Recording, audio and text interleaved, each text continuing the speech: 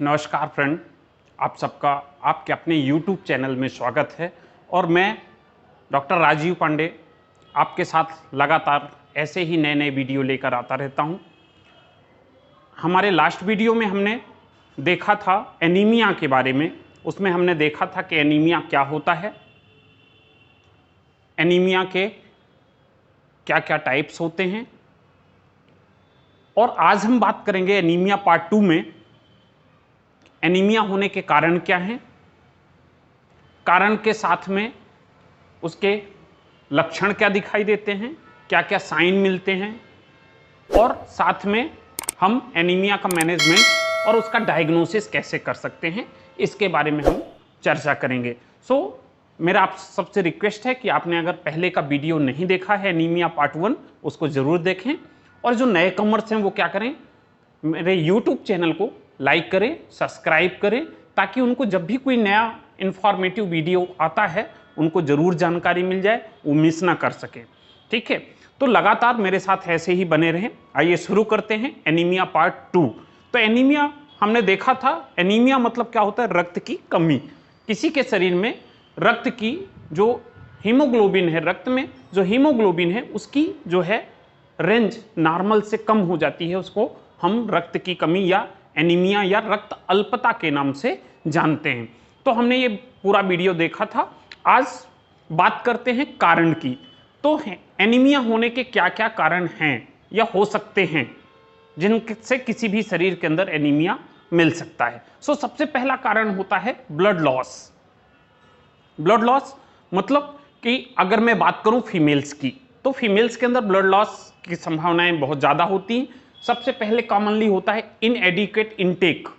इनएडिक्वेट intake मतलब जितना चाहिए उससे कम अगर हम महिलाएं लेती हैं तो एनीमिया होने के चांस हैं, जो कि हमारे हिंदुस्तान में बहुत कॉमनली देखने को मिलता है।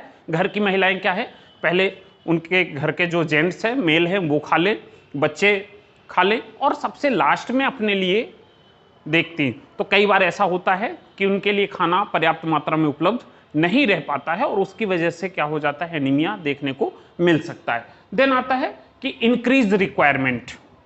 फीमेल्स के अंदर एक और समस्या होती है इंक्रीज रिक्वायरमेंट। अगर फीमेल लैक्टेटिंग है, मतलब स्तनपान करा रही है, तो भी उसको ज़्यादा एनर्जी की ज़रूरत होती है।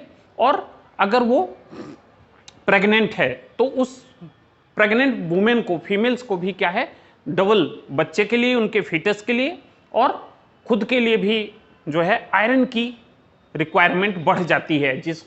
और अगर आयरन पर्याप्त रूप से नहीं मिला तो हम उसको क्या कहते हैं, आयरन डिफिशियंसी एनीमिया या शॉर्ट फॉर्म में आईडीए के नाम से जानते हैं। अगर बात करूं मैं आयरन इनटेक की, तो एक बच्चा जो 2 साल से लेकर 11 साल के बीच में है, उस एज ग्रुप को बिलोंग करता है, उसके अंदर हमको 13 से 15 ग्राम आयरन पर डे की रिक्वायरमेंट होती है। अगर इससे कम हुआ तो उस बच्चे को क्या हो सकता है, आयरन डिफिशियंसी एनीमिया हो सकता है। फिर बात करूं मैं 12 से 19 साल की जो एज ग्रुप है, 12 टू 19 ईयर एज ग्रुप अगर है, तो उसमें जो उसको रेगुलर रिक्वायरमेंट होती है वो होती है 17 ग्राम पर डे, मतलब प्रतिदिन 17 ग्राम उसको आयरन की जरूरत होती है। एक मेल बॉडी जो एक एडल्ट मेल है उसके अंदर 19.3 से 20.5 ग्राम तक पर डे की रिक्वायरमेंट होती है, और एक फीमेल है तो उसको 17 से लेकर 18.5 ग्राम पर डे की रिक्वायरमेंट होती है। अगर किसी भी महिला को, किसी भी बच्चे को या एडल्ट को उसकी जो नॉर्मल लिमिट है उससे कम अगर आयरन सप्लीमेंट मिलता है तो उसको आयरन डेफिशिएंसी एनीमिया हो सकती है, मतलब कि शरीर में लौह धातु की कमी की वजह से जो है एनीमिया देखने को मिल सकता है। फिर बात करूं डाइट डिफिशियंसी। डाइट मतलब भोजन में, तो भोजन में डाइट में विटामिन B12, बी और विटामिन B9 की अगर कमी होती है तो भी जो है हमको उस व्यक्ति की बॉडी में क्या देखने को मिल जाता है, आयरन एनीमिया की कंडीशन देखने को मिल जाती है। नंबर 3 बात करूं कि हार्मोनल डिसऑर्डर्स। अगर बॉडी में कुछ हार्मोनल चेंजेस होते हैं तो उसकी वजह से भी एनीमिया क्या होता है, कॉज हो सकता है या खून की कमी हो सकती है। For example hypothyroidism. हाइपोथायराइड मतलब कि थायराइड का जो नॉर्मल फंक्शन है वो पहले से कम हो रहा है। और ये क्यों होता है? थायरॉक्सिन की कमी की वजह से।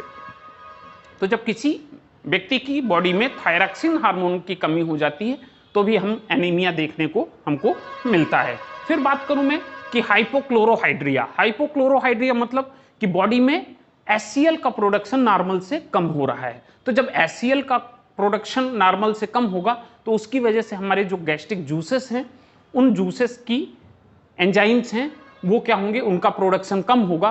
और जब प्रोडक्शन ही कम होगा तो ये क्या करेंगे कि भोजन को ठीक तरीके से एब्जॉर्ब नहीं कर पाएंगे, तो इसके वजह से भी हमको एनीमिया देखने को मिल सकता है। देन बात करूं बोन मैरो डिसऑर्डर्स। अगर किसी व्यक्ति को बोन मैरो से संबंधित कोई समस्या है, फॉर एग्जाम्पल कि कोई कैंसर है और कैंसर का ट्रीटमेंट ले रहा है, तो उसकी वजह से उसकी जो बोन मैरो है, अस्थि मज्जा है, उसमें भी चेंजेस देखने को मिल सकते हैं और वो भी एक कारण हो सकता है एनीमिया का। फिर बात करूं इन्फेक्शंस तो बहुत सारे इन्फेक्शंस है। जैसे मलेरिया की बात करूं तो मलेरिया में स्पेशली कौन सा कि PF पैल्सीफेरम मलेरिया है, तो उससे क्या होता है, RBC का ब्रेकडाउन होता है और हीमोलिसिस की प्रक्रिया बड़ी तेजी से होती है, तो उसकी वजह से भी एनीमिया देखने को मिल सकता है। दूसरा हुकवार्म का इन्फेक्शन, अगर जिसको हम आम बोलचाल में पटाढ़ा के नाम से या कृमि के नाम से जानते हैं, अगर किसी बच्चे के बॉडी में कृमि पड़ा हुआ है तो उसका ग्रोथ नहीं हो सकता, उसके बॉडी में एनीमिया की समस्या बनी ही रहेगी, तो ये भी एक कारण हो सकता है। फिर पोस्ट मीनोपॉजल ब्लीडिंग, कुछ महिलाएं ऐसे हैं मीनोपॉज होने के बाद भी उनकी बॉडी से लगातार ब्लड निकलता रहता है, ब्लीडिंग होती रहती है और इसकी वजह से भी एनीमिया हो सकता है। इसके अलावा bleeding from the GIT tract, females के अंदर इंटेस्टाइनल ट्रैक्ट से अगर ब्लीडिंग हो रही है, जैसे अल्सर्स, जनरली हम देखते हैं पेप्टिक अल्सर्स होते हैं, या कहते डॉक्टर साहब कहते हैं पेट में क्या हो गया, अल्सर हो गया, उसकी वजह से भी ब्लीडिंग होती है और उसकी वजह से भी एनीमिया देखने को मिल सकता है। फिर मैं बात करूं कि एडल्ट मेल में, तो अगर एडल्ट मेल में भी एनीमिया देखने को मिल सकता है, उसका एक कारण हो सकता है हीमेचूरिया मतलब कि जो यूरिन व्यक्ति पास कर रहा है, उस यूरिन के साथ क्या है, ब्लड आ रहा है, उसको हम हीमेचूरिया कहते हैं। तो अगर किसी व्यक्ति को हो रहा है तो उसकी वजह से एनीमिया हो सकता है। देन बात करूं मैं इपिस्टैक्सिस मतलब उसके नाक से ब्लीडिंग हो रही है, ये लगातार धीरे धीरे हो रही है, तो उसकी वजह से एनीमिया धीरे धीरे कॉज हो सकता है। एंड द पाइल्स और GI ब्लीडिंग, पाइल्स मतलब बवासीर, तो अगर किसी को पाइल्स की समस्या है तो वहां से भी ब्लीडिंग लगातार होती है और आगे चल के वो क्या करता है, एनीमिया कॉज करता है। फिर बात करूं कि GI ब्लीडिंग, वही जैसे मैंने फीमेल्स में बताया वैसे ही मेल्स में भी उसके जो GI ट्रैक्ट है, गैस्ट्रोइंटेस्टाइनल ट्रैक्ट है या इंटेस्टाइन है, वहाँ से ब्लीडिंग हो सकती है, वहाँ अल्सर्स हो सकते हैं।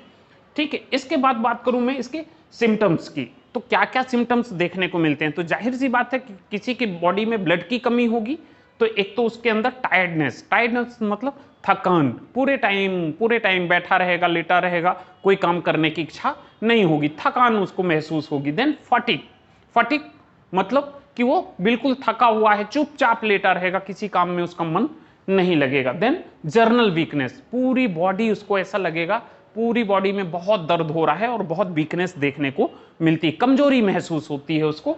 और इसके अलावा कि अगर बहुत ज़्यादा समस्या होगी तो उसको ब्रीथिंग डिफिकल्टी भी हो सकती है, सांस लेने में भी समस्या हो सकती है। कारण क्योंकि उसकी बॉडी में हीमोग्लोबिन का लेवल कम है, RBC कम है, तो वो ऑक्सीजन को बाइंड नहीं कर पाते हैं और इसकी वजह से उसको सांस लेने में भी समस्या देखने को मिलती है। कई बार मरीज आके बोलता है कि डॉक्टर साहब मैं 10 कदम चलता हूं तो मेरी सांस फूलने लगती है। उसका लॉजिक क्या है कि हो सकता है उसकी बॉडी में एनीमिया हो, मतलब RBC की कम हो, और RBC कम होंगे तो ऑक्सीजन को कैरी करके बॉडी में सर्कुलेट नहीं हो पाए, तो बॉडी में ऑक्सीजन की कमी हो जाएगी और इसी वजह से उसका दम फूलने लगता है।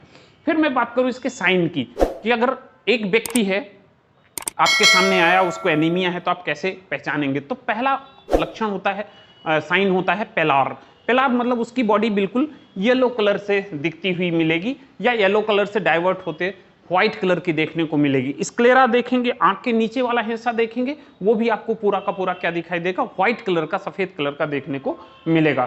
फेंटनेस मतलब कि कभी भी उसको बेहोशी आ जाएगी, अचानक से, एक्यूट फेंटनेस, अचानक से बैठा हुआ था, अचानक से वो बेहोश हो गया, ये देखने को मिल सकता है। एनोरेक्सिया, मरीज कंप्लेंट करता है कि डॉक्टर साहब मुझे भूख बिल्कुल भी नहीं लगती है। क्यों नहीं लगती? क्योंकि बॉडी में उसके ब्लड का सर्कुलेशन प्रॉपर नहीं हो रहा है। तो जब प्रॉपर नहीं होगा तो डाइजेशन प्रॉपर नहीं होगा, डाइजेशन नहीं होगा तो उसको भूख नहीं लगेगी। फिर बात करूं मैं कि प्रोटीन यूरिया, कई बार यूरिया यूरिन के साथ क्या हो रहा है, प्रोटीन बाहर निकलता है, ये भी देखने को मिल सकता है। और फीमेल्स की बात करूं तो अगर बॉडी में क्या होगा कि पर्याप्त ब्लड नहीं होगा तो मेंस्ट्रुअल डिस्टरबेंस मिलेगा, मतलब पीरियड समय से नहीं आएंगे और आएंगे भी तो आधे अधूरे आएंगे और ब्लीडिंग कम होने के चांस बन जाते हैं। तो ये थे जर्नल साइन और सिम्टम जो किसी भी व्यक्ति को हम देख के समझ सकते हैं कि इसके अंदर क्या है, एनीमिया की समस्या हो सकती है। फिर बात करूं डायग्नोसिस की, परीक्षण कैसे करेंगे, उसका टेस्ट कैसे करेंगे, कैसे कंफर्म करेंगे,